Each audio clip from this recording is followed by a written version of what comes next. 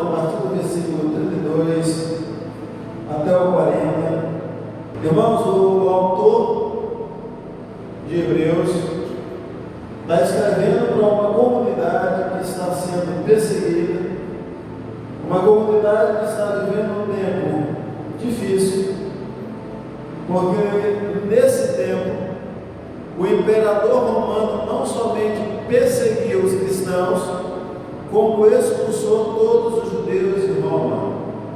E ele está escrevendo para uma comunidade de crentes judeus. E esses crentes estão sendo perseguidos, esses crentes estão abandonando a fé, alguns deles estão pensando em voltar para o judaísmo, a sua antiga religião. Então é um tempo difícil, é um tempo desafiador, é um tempo de perseguição, é um tempo de sofrimento, é um tempo onde a fé era esticada, era testada até o limite. E pensando em dar um ânimo, um encorajamento para esses irmãos, esse autor então vai falar desde Abel, da galeria dos heróis da fé.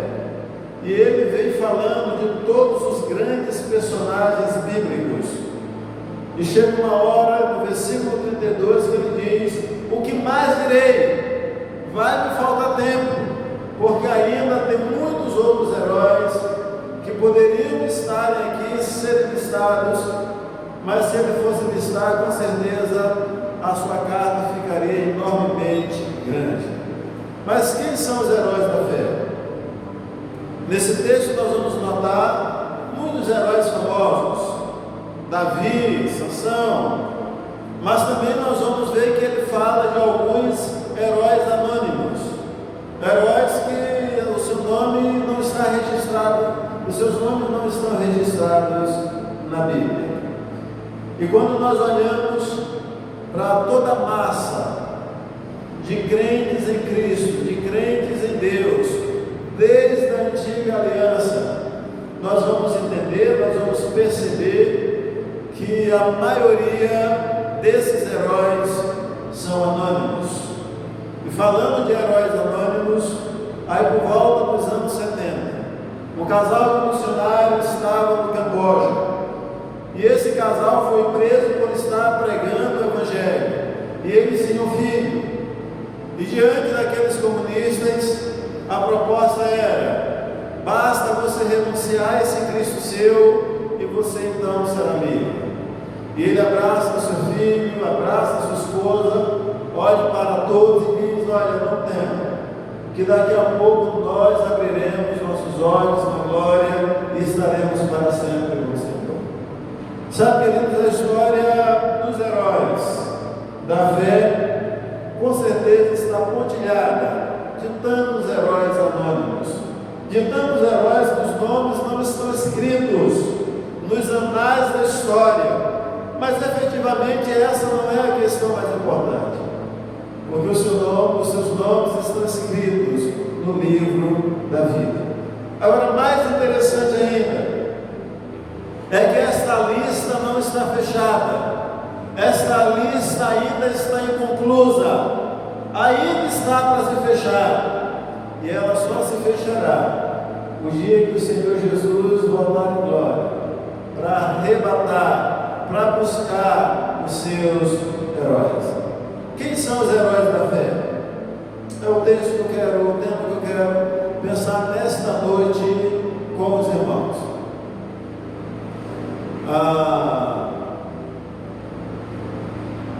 Como eu disse, nós temos nessa galeria heróis famosos, heróis anônimos.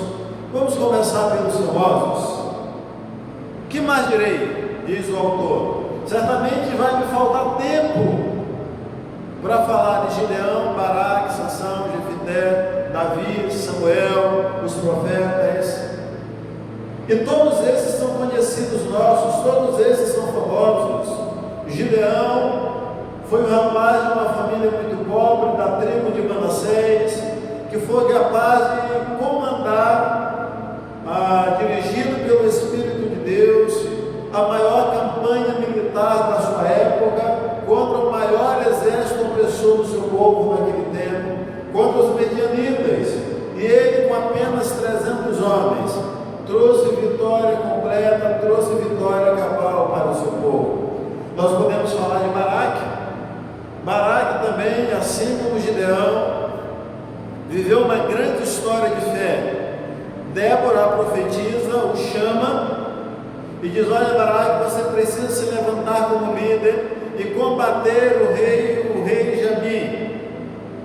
E ele então se acovarda, ele teme, mas depois de Débora dar algumas instruções, aquele homem se levanta, e ali com um grupo de 10.000 fazendeiros, camponeses, soldados, vence também um grande exército e sai vitorioso.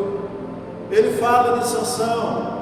Sansão é um homem que foi profetizado o seu nascimento, o homem de maior força que já existiu, o homem que fez grande obra, grande milagre. Sansão é literalmente o exército de um homem só, e sozinho, e Deus fez grandes estragos na vida do inimigo. Podemos falar de Jefté, um rapaz que era filho de uma prostituta e que foi expulso de entre os seus irmãos exatamente por isso, mas que por meio dele, assim como Gideão, Deus também operou um grande livramento ao seu povo. Falar de Davi tão conhecido, um homem segundo o coração de Deus, o maior rei de Israel de todos os tempos, o homem que comandou um reino cujo exército nunca perdeu nem sequer uma batalha. O único exército do mundo que nunca perdeu uma batalha sequer foi o exército de Davi. E Davi fez, nós temos a maior parte dos salmos é a composição de Davi. Davi é tido como um dos maiores adoradores de Deus da história. E o autor está dizendo: olha, vai me faltar tempo para eu descrever a história de toda essa gente, de Samuel. Samuel foi o maior juiz, o maior profeta, o maior homem da sua geração, porque ele é nascido num tempo de crise moral, crise espiritual. Ele nasceu no meio de uma geração perversa, que são os filhos de Eli, que eram sacerdotes, e tão ruim era aquela turma que Deus teve que matar. E Samuel agora se levanta como o grande representante de Deus da sua geração. Os profetas, cada um deles com a sua história, e esses homens enfrentaram grandes provas, grandes provações, assumiram grandes riscos por Deus, sabendo que Deus estaria com eles e que por causa disso, somente por isso, seriam vitoriosos.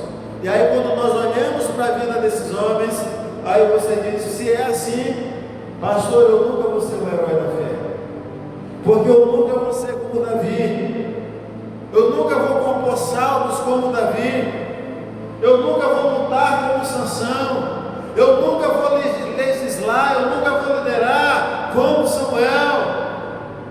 Tudo isso é verdade, mas também verdade é que a nossa semelhança, esses homens também eram cercados de fraqueza, porque Gideão, depois de operar um grande livramento, ele construiu uma estola sacerdotal e levou os filhos de Israel à idolatria.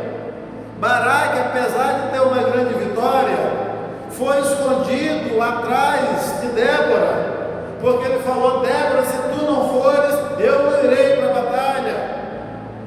Sansão, um homem de uma grande força, mas se envolveu com prostitutas, fez coisas que não devia, a ponto de perder os seus olhos e a sua vista por causa da sua volúpia, aí por causa do seu espírito de prostituição.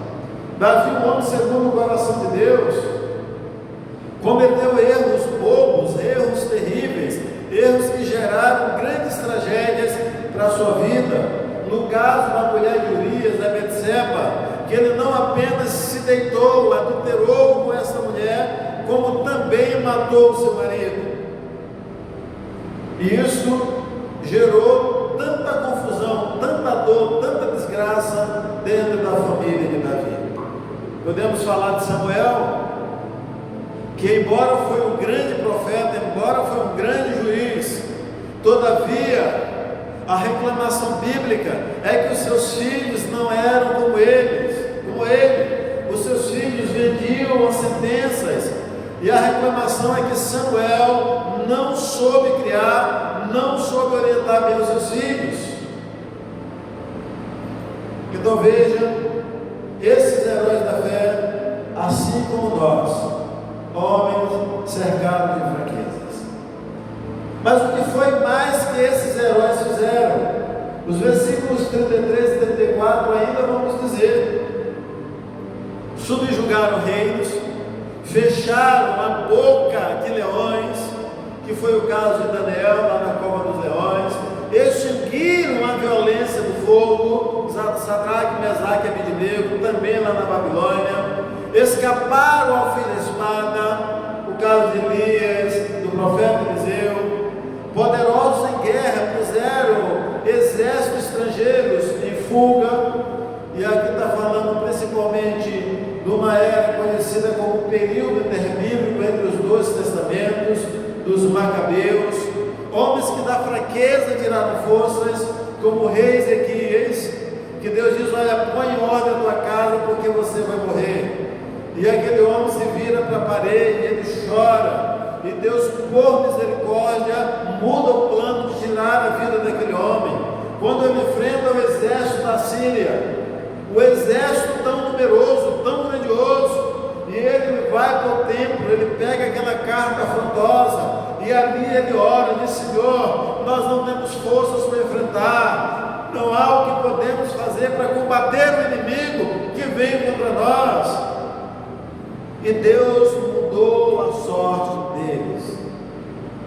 Sabe, irmãos, o autor dos Hebreus está tentando inspirar aquela geração de crentes, ao falar desses heróis da fé, esses heróis famosos, mas que também tiveram fraquezas, em que alguns momentos fraquejaram em sua caminhada com Deus. Mas também nós temos os heróis anônimos. E aqui nós vamos falar principalmente do período interbíblico. O que é o período interbíblico, irmãos? É o período que vai de Malaquias a João Batista. Quando você abre a sua Bíblia, entre o Velho e o Novo Testamento, normalmente tem 2, 3 ou 4 páginas em branco. Essas páginas em branco simbolizam esse período de 400 anos aproximadamente, em que Deus ficou em silêncio, que Deus não falou por meio de profetas, Deus não falou por meio de revelação. Então esse período entre o Velho e o Novo Testamento, de aproximadamente 400 anos, de Malaquias até João Batista, é conhecido como período interbíblico. Mas mesmo no chamado período interbíblico, a fé do povo de Deus continua ativa, Deus continua agindo, Deus continua operando por meio do seu povo. O versículo 35 vai dizer que pela fé, mulheres receberam pela ressurreição os seus mortos. Isso aconteceu com a viúva de Serepta, quando Elias estava na sua casa, e o seu filho morreu e ele o ressuscitou. Aconteceu com o profeta Eliseu, quando o filho da sunamita morreu, e ele lá na casa da sunamita, ele ora pelo rapaz e ele volta a viver. Mas também vai falar de alguns que foram torturados, que não aceitaram ser resgatados para obter uma ressurreição superior. Outros passaram pelo escárnio, açoites, algemas, prisões, apedrejamentos, cerrados ao meio, mortos ao fim da espada, andaram peregrinos, afligidos, maltratados, homens dos quais o mundo não era digno, errante pelos desertos, pelos montes e pelas covas e pelos anos da terra. E quando o texto fala disso, irmãos, de homens que foram mortos à espada, nós temos o caso do sacerdote Zacarias, e ele foi morto ao fim da espada por impedir que o rei oferecesse sacrifício diante do Senhor. Nós temos o caso do profeta Isaías, porque ele não aceitou a nova ordem que Manassés queria instaurar no reino. E a Bíblia e a história diz que ele foi cerrado ao meio, e enquanto a serra estraçalhava a sua carne, ele em silêncio não gritou, ele em silêncio nada falou, ele em silêncio não derramou uma única lágrima. Então nós tivemos uma história marcada por grandes sofrimentos daqueles que são chamados os heróis da fé. Mas eu ainda estou falando dos famosos e os anônimos. Os anônimos, nós temos, por exemplo, a história dos Macabeus, por volta do ano 170 depois de Cristo, com a dissolução do grande império grego. O seu império foi dividido em 4 partes entre os seus 4 principais generais: Seleucas, Ptolomeus e os outros 2 que eu não lembro. E um desses descendentes dos Seleucas, que é Etíoco Epifânio, ele marchou contra o Egito, e Roma o impediu de continuar essa marcha. Roma o obrigou a voltar de volta para a Síria, e ao voltar para a Síria, ele furioso e frustrado, ele passa por Jerusalém, e chegando ali naquela cidade, matou milhares de judeus. A história diz que foram 80.000 mortos, saqueou o templo, profanou o altar ao sacrificar o porco ao deus Zeus, o deus grego, proibiu que os judeus se circuncidassem, e a posse das escrituras, com a observância da lei, era proibido. Tentou obrigar os judeus a comerem carne de porco, e se não obedeciam, eram submetidos a grande sofrimento, como por exemplo, crucificados ou rasgados em pedaços, literalmente. E tem a história desse tempo de um velho sacerdote, seu nome é Eleazar, que se recusou a obedecer a ordem desse rei, e ele foi açoitado até os açoites rasgarem a sua carne, e o sangue jorrar pelo chão, e por fim, por ele não se render, eles jogaram ao fogo, ainda vivo, para ser queimado. E assim, irmãos, as histórias se multiplicam nesse período. Nós temos a história de Matatias, e esse homem, chegando em uma vila, os oficiais daquele rei queriam obrigar o sacerdote a oferecer um porco sobre o altar. E um dos sacerdotes, para não morrer, se prontificou. E Matatias então sacou da sua espada e naquele momento ele matou aquele homem, matou todos os oficiais daquele rei. Agora veja que coisa interessante.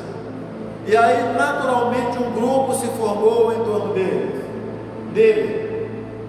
E aí ele comandou uma das maiores revoltas armadas, a maior revolta armada do período terrível, e Deus deu a eles vitórias tremendas, vitórias poderosas, porque homens não se renderam em nome da sua fé.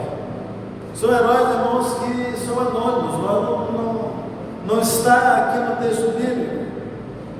Agora, sobre todos esses heróis, o que nós vamos ver é que Deus tem um plano melhor, Deus tem um plano superior. E qual é o plano melhor que Deus tem? Está no versículo 39. Ora, todos esses obtiveram o bom testemunho por sua fé, não obtiveram, contudo, a concretização da promessa, por haver Deus provido coisa superior a nosso respeito, para que eles sem nós não fossem aperfeiçoados. Amém? Amém, irmãos? Glória a Deus. Irmãos, esses homens fizeram coisas tremendas, coisas que a maioria de nós nunca vai ver. Mas veja o plano de Deus. Por nossa causa, por preparar algo superior a nosso respeito, Deus não permitiu que esses homens fossem aperfeiçoados se nós. Que coisa importante o autor está dizendo aqui. Porque todos eles morreram antes da promessa, antes que Deus realizasse o seu plano. E qual é a promessa que o texto está falando? A promessa da vinda do Messias, da vinda de Jesus ao mundo.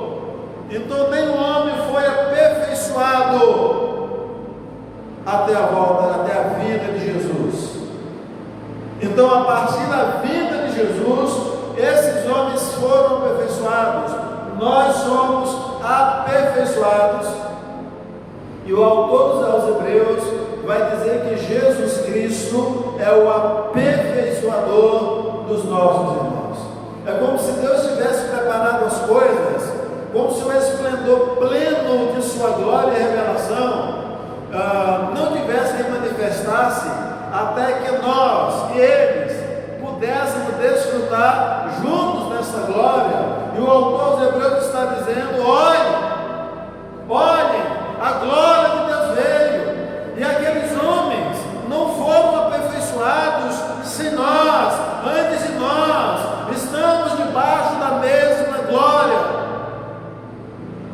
Então, se eles que ainda não haviam alcançado o cumprimento da promessa, em nome da fé, eles suportaram tudo. Imagine nós que já chegamos ao cumprimento da promessa, ao esplendor da glória de Deus.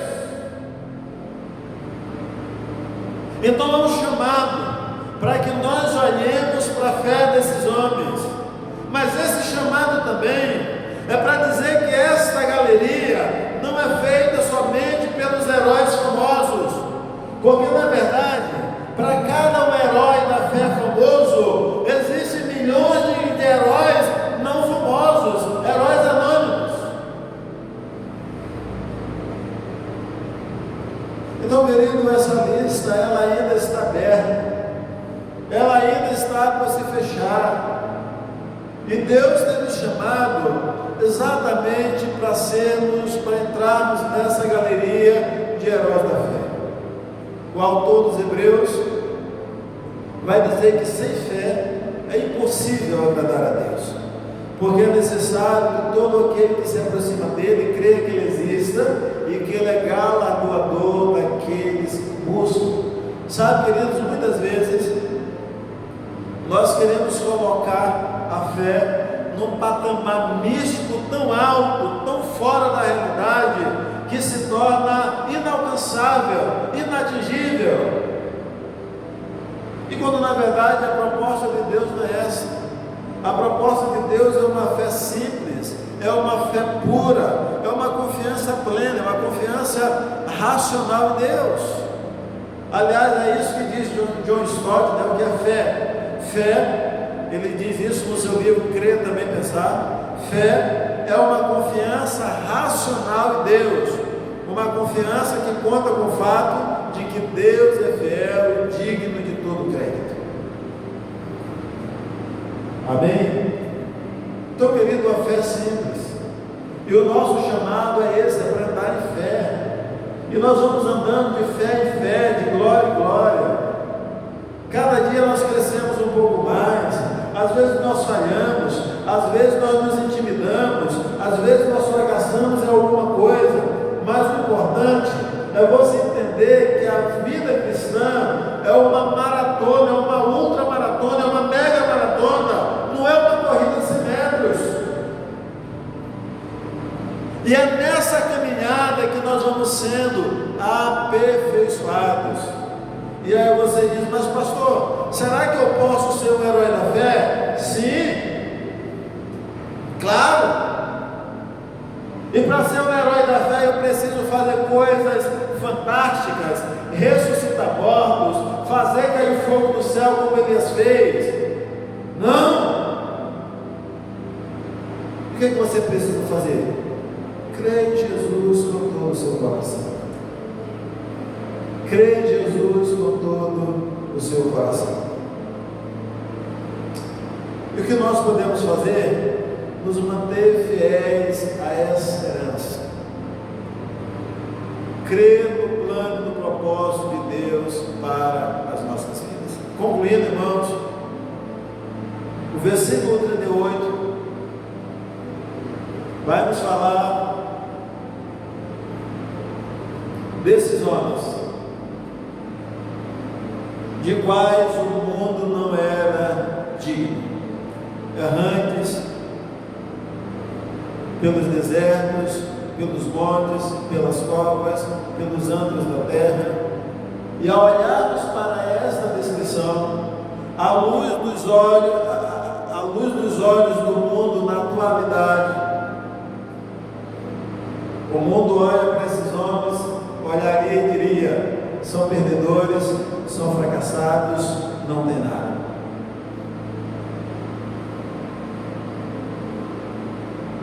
São fracassados, são errantes, são andarilhos, são mendigos, são pobres. E quantas vezes nós não somos tratados desta forma? Quantas vezes nós não somos vistos desta forma? Porque somos crentes. Muitos ainda acham que ser crente é ser tapado, ser crente é ser ignorante, ser crente é ser alienado. E o mundo perseguiu e matou a Cristo. O mundo continua perseguindo e matando aqueles que são de Cristo. E que na verdade, querido, não são nem dignos de viver nesta era. Porque nós já somos forasteiros, nós já somos cidadãos dos céus. O relatório da ONU de 2014 diz que